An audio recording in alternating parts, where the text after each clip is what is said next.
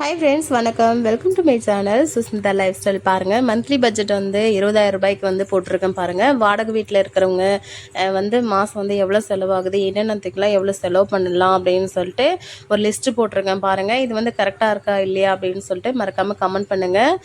பட்ஜெட்டுன்றது வந்து உண்மையிலே எல்லாருமே போடணுங்க. அது லேடிஸ் முக்கியமாக வந்து பட்ஜெட் போட்டு தாங்க லைஃப் வந்து ரன் பண்ணணும். வாடகை வீட்டில் இருக்கீங்க அப்படின்னா கட்டாயம் வந்து பட்ஜெட் நம்ம போட்டு தான் ஆகணும். பட்ஜெட் போடும்போது தான் தெரியுதுங்க உண்மையிலே வந்து நம்ம வீட்டு செலவு வந்து பண்ணுறது வந்து அப்பப்போ வந்து நம்ம வந்து செலவு கொஞ்சம் கொஞ்சமாக வாங்கிட்டு வரோம். அது வந்து உண்மையிலே ரொம்ப ரொம்ப லாஸுங்க. ஸோ அந்த மாதிரி வாங்கிட்டு வராதிங்க. நீங்கள் செலவு வாங்கிட்டு வரது மூலிமா என்ன ஆகுது அப்படின்னா, நம்ம கொஞ்சம் கொஞ்சமாக வாங்கும்போது வந்து நிறைய செலவாகும் மேக்ஸிமம். ஸோ அதனால் முடிஞ்ச வரைக்கும் பல்காக வந்து ஒரு மாதத்துக்கு தேவையான வந்து மளிகை செலவு கிராசரி வந்து எப்போவுமே வாங்கிக்கோங்க. மீதி வந்து காய்கறி, இந்த பழம், அப்புறமா வந்து பால், இதெல்லாம் வந்து டெய்லி வாங்குகிற பொருட்கள். ஸோ வந்து ரொம்ப நீடாக இருக்கிறது வந்து நம்ம எது எது அப்படின்னு சொல்லிட்டு பார்த்தீங்கன்னா, அரிசி, இந்த கிராசரிகள்லாம் வந்து நம்ம 1 மந்த்துக்கே நம்ம வாங்கிக்கலாம். ஸோ வந்து என்னென்ன பொருள் வந்து வாங்கியிருக்கோம், எவ்வளோ வாங்கலாம் அப்படின்னு சொல்லிட்டு பார்க்கலாம் வாங்க. அரிசி பாருங்கள், வாடகை வந்து ஒரு 5,000 ரூபாய் அப்படின்னா மேக்ஸிமம் வாடகை வீட்டில் இருக்கிறவங்களாம் ரொம்ப வாடகை இருக்கிற மாதிரி பார்க்காதீங்க. ஸோ வாடகை வீடு அப்படின்றது வந்து உண்மையிலேயே ரொம்ப கஷ்டங்க. முடிஞ்ச வரைக்கும் வாடகை வீட்டில் இருக்கிறவங்க வந்து சேவிங் ஸ்டார்ட் பண்ணி டக்குன்னு நீங்கள் வந்து ஒரு புது வீடு, ஒரு லேண்டோ, ஒரு வந்து ஃப்ளாட்டோ வாங்குறதுக்கான முயற்சி பண்ணுங்கள். நீங்கள் வந்து எந்த அளவுக்கு செலவு வந்து குறைச்சி நம்ம வந்து வாங்குகிறோம், நம்ம எந்த அளவுக்கு செலவை குறைக்கிறோமோ அந்த அளவுக்கு தான் சேவிங்ஸ் வந்து அமௌண்ட் வந்து நம்ம சேவ் பண்ண முடியும். ஸோ வந்து முடிஞ்ச வரைக்கும் நீங்கள் வந்து சேவ் பண்ணுங்கள். மணி வந்து நீங்கள் எந்த அளவுக்கு சேவ் பண்ணுறீங்களோ, ஸ்டார்டிங் ஸ்டேஜில் வந்து கொஞ்சம் கஷ்டமாக தான் இருக்கும். கொஞ்சம் கொஞ்சம் நிறைய விஷயங்கள் வந்து சாக்ரிஃபைஸ் பண்ணுற மாதிரி இருக்கும். இது வாங்கலாமா, இது வாங்கக்கூடாதா அப்படின்ற மாதிரி நம்ம வந்து ஸ்டார்டிங் நம்ம கஷ்டப்பட்டோம் அப்படின்னா பின்னாடி ஃப்யூச்சரில் வந்து நம்ம பசங்களுக்கு வந்து நல்ல லைஃப் கொடுக்கலாங்க. இல்லைன்னா நம்ம வந்து டெய்லி ஒரு லைஃப் வந்து ஒரு ஆடம்பரமாக ஒரு 20,000 ரூபாய் சம்பாதிக்கிறோம் அப்படின்னா தாராளமாக நம்ம செலவு பண்ணலாம். அப்படின்னா தாராளமாக ஒரு நல்ல ஜாலியான லைஃப் ஸ்டைலே வந்து கொடுக்கலாங்க. அதுவும் பாருங்கள், அமௌண்ட் வந்து எவ்வளோ போட்டிருக்கேன் அப்படின்னு சொல்லிட்டு உண்மையிலே இந்த அமௌண்ட்டுக்கே இவ்வளோ 20,000 ரூபாய் மாதம் செலவாகுதுன்றது என்னால் நம்பவே முடியலைங்க. உண்மையாகவே இவ்வளோ செலவுலாம் ஆகுது அப்படின்னா சாதாரணமாக ஒரு 10,000 15,000லாம் செலவு பண்ணணும்னா ரொம்ப ரொம்ப கஷ்டங்க. ஒரு ஃபேமிலி வந்து பெருசாக இருக்காங்க, ஒரு 4 பேர் இருக்காங்க, ஒரு 6 பேர் இருக்காங்க, ஒரு ஹஸ்பண்ட் ஒய்ஃபு, 2 குழந்தைங்க, ஒரு மாமி மாமனார் அப்படின்னு சொல்லிட்டு ஒரு 6 பேர் எடுத்துக்கிட்டோம் அப்படின்னா 20,000 ரூபான்றது வந்து 20,000 ரூபான்றது பெரிய அமௌண்ட்டாக சொல்லலாம், 20,000 அப்படின்னு சொல்லிட்டு. ஆனால் 20,000 ரூபாய்க்குலாம் ஒன்றுமே இல்லைங்க. உண்மையாகவே நம்ம ஒரு கடைக்கு போயிட்டு வந்தோம் அப்படின்னா சாதாரணமாக ஒரு மளிகை கடைக்கு ஒரு 1,000 ரூபாய் போய் வாங்கிட்டு வாங்க, அது ஒரு வாரத்துக்கு கூட வராது. ஸோ அதனால் இப்போ இருக்கிற ஜென்ரேஷனில் வந்து விலையும் ரொம்ப ரொம்ப அதிகங்க எல்லாமே. ஸோ விலையை கம்பேர் பண்ணும்போது நம்ம வந்து எதுவுமே எந்த பொருளுமே வாங்க முடியாது. ஸோ முடிஞ்ச வரைக்கும் பட்ஜெட் ஸ்டார்ட் பண்ணி செலவு வந்து வாங்குங்க.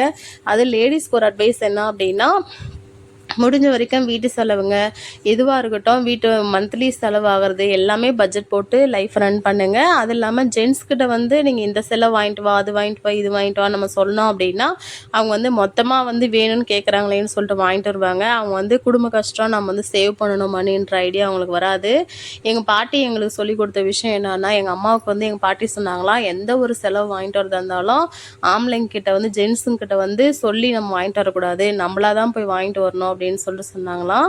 என்ன ரீசன் அப்படின்னா, ஜென்ஸ் வந்து போயிட்டு கேட்டால் 100 ரூபாய் பொருள் வந்து 100 ரூபாய்னா 100 ரூபாயும் கொடுத்துட்டு வந்துடுவாங்க. இதே வந்து பொண்ணுங்க வந்து என்ன பண்ணுவாங்கன்னா, இந்த 100 ரூபாய் பொருள் நம்ம வாங்கலாமா வேண்டாவா, இல்லை இப்போ வேணுமா, இது தேவையா, இல்லை வந்து நம்ம பின்னாடி கூட வாங்கிக்கலாமா அப்படின்ற மாதிரி யோசிக்குவாங்க. அந்த 100 ரூபாய் சேவ் பண்ண தான் பார்ப்பாங்க. ஸோ லேடிஸ் வந்து முடிஞ்ச வரைக்கும் பட்ஜெட் ஸ்டார்ட் பண்ணி வாழ்கிறது வந்து ரொம்ப ரொம்ப நல்லதுங்க.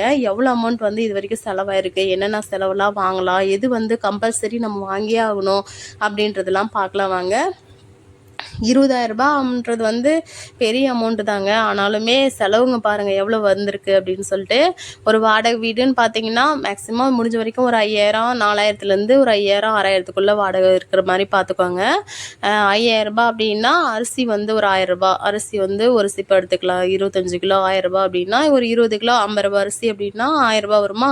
அப்புறமா காய் வந்து நம்ம ஹெல்த் வைஸ் வந்து நம்ம எப்போவுமே சாக்ரிஃபைஸ் பண்ணக்கூடாதுங்க. நம்ம ஹெல்த் வைஸ் நம்ம இன்றைக்கி மிச்சம் பண்ணோம் அப்படின்னா பின்னாடிக்கு வந்து ஒரு ஹெல்த் இஷ்யூ வந்துச்சுன்னா நம்ம ஹாஸ்பிட்டலுக்கு போய் கொடுக்கறதுக்கு ரொம்ப கஷ்டமாக போயிடும். ஸோ இதில் வந்து ரொம்ப அத்தியாவசிய செலவு வந்து பாருங்கள், வாடகை வந்து கட்டி ஆகணுமா, அப்புறமா கேஸ் வாங்கி ஆகணும், கரண்ட் பில்லு கட்டி ஆகணும், ரீசார்ஜ் பண்ணி ஆகணும், பெட்ரோலும் போட்டே ஆகணும். சேவிங்ஸு செல்வ மகள் மேக்ஸிமம் ஒரு கேர்ள் பேபி இருக்காங்க அப்படின்னா செல்வ மகள் வந்து ஸ்டார்ட் பண்ணுங்கள். மந்த்லி அட்லீஸ்ட் ஒரு 500ஆவது கொடுங்க. அப்புறமா ஒரு வரவு செலவுனா ஒரு கல்யாணம், ஒரு காது குத்து இந்த மாதிரி வந்தாலும் வரும், வராமல் கூட போகும். அப்புறம் ஹாஸ்பிட்டல் செலவு செலவு. இது வந்து பாருங்கள், மேக்ஸிமம் நம்ம வந்து கண்டிப்பாக செலவு பண்ணியே ஆகணும் அப்படின்ற பொருள் வந்து என்ன அப்படின்னா, நம்ம வந்து இது கொடுத்தே ஆகணும் அப்படின்றது வந்து எவ்வளோ வருதுன்னா 4400ரூபாங்க. ரெண்ட்டு வந்து கம்பல்சரி கொடுத்தே ஆகணும். கேஸும் வாங்கி ஆகணும். Current bill monthly once 2 month once கட்டி ஆகணும்.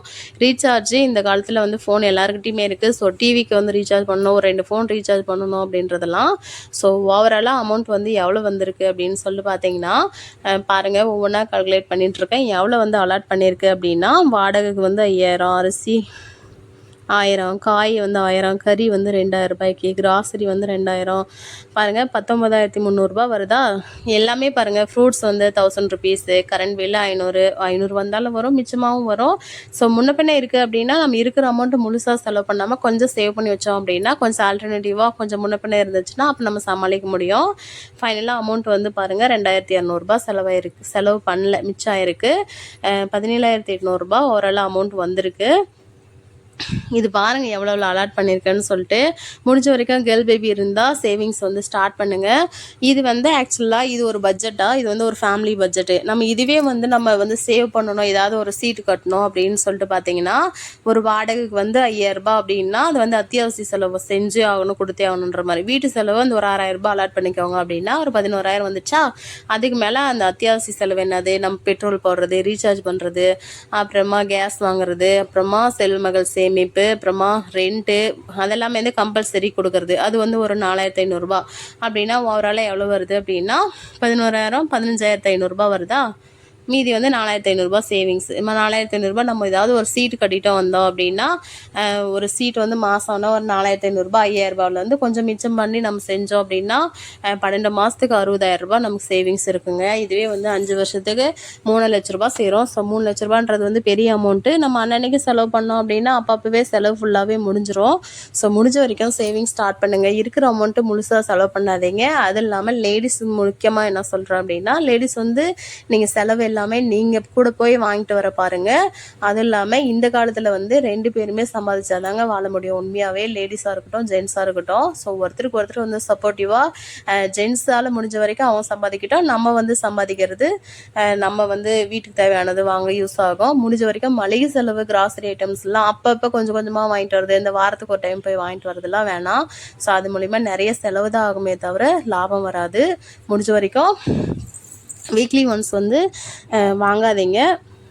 அது இல்லாமல் முடிஞ்ச வரைக்கும் சேவிங் ஸ்டார்ட் பண்ணுங்கள் கைஸ். ஏன்னா சேவ் பண்ணுறது மூலிமா பர் மந்த்லி ஒரு 500 ஒரு 5000 சேவ் பண்ணுறோம் அப்படின்னா 12 மந்த்துக்கு வந்து ஒரு 60000 வந்து சேவ் ஆகுது. 60000 இல்லைனாலுமே அட்லீஸ்ட் ஒரு 50000 வருஷத்துக்கு ஒரு 50000 டார்கெட் வச்சுக்கிங்க அப்படின்னா முடிஞ்ச வரைக்கும் ஃப்யூச்சரில் கொஞ்சம் யூஸ்ஃபுல்லாக இருக்கும். ஏதாவது பசங்களுக்கு அட்லீஸ்ட் ஒரு 1/2 பவுன் நகையாவது ஒரு ஒரு இல்லைன்னா ஒரு பண சீட்டு கூட போட்டு வைக்கலாம். நகை சீட்டு மந்த்லி வந்து ஒரு 5000ன்றது வந்து ஒரு 2000, 3000 அப்படின்னு சொல்லிட்டு போட்டு வச்சிங்கனாலும் யூஸ் ஆகும். அப்படி இல்லைன்னா 5000 வந்து 2 லட்ச ரூபா சீட்டு வந்து போட்டு விடலான்னு சொல்லுவாங்க. சீட்டு வந்து ஒரு 25 மாதம், ஒரு 30 மாதம் அந்த மாதிரி சீட்டு போட்டோம் நீங்கள் வந்து அமௌண்ட் வந்து சேவ் பண்ணலாம். ஏன்னா நம்ம 5000ன்றது வந்து நம்ம கையில் தனியாக எடுத்து வச்சோன்னா ஏதோ ஒரு செலவு பண்ணிவிடுவோம். ஸோ இந்த மாதிரி சீட்டு, சங்கம் அந்த மாதிரி ஏதாவது மந்த்லி சீட்டு வந்து இந்த நகை சீட்டு அந்த மாதிரி போட்டு வச்சிங்கன்னா ஃப்யூச்சரில் வந்து யூஸ்ஃபுல்லாக இருக்கும். ஸோ முடிஞ்ச வரைக்கும் சேவிங் ஸ்டார்ட் பண்ணுங்கள். என்னோடய வீடியோஸ் பிடிச்சிருந்தால் மறக்காமல் சப்போர்ட் பண்ணுங்கள். என்னோடய சேனல் லோகோ ஜமுனாங்க போட்டிருக்கோம். சுஸ்மிதா லைஃப் ஸ்டைல் சேனலை மறக்காமல் சப்ஸ்கிரைப் பண்ணி சப்போர்ட் பண்ணுங்கள். இது வரைக்கும் சப்ஸ்கிரைப் பண்ண அனைத்து நல்ல உள்ளவங்களுக்கும் ரொம்ப ரொம்ப நன்றி. ஏதாவது தப்பு இருந்தால் மன்னிச்சிடுங்க. அண்ட் கமெண்ட் பண்ணுங்கள். பிடிச்சிருந்தா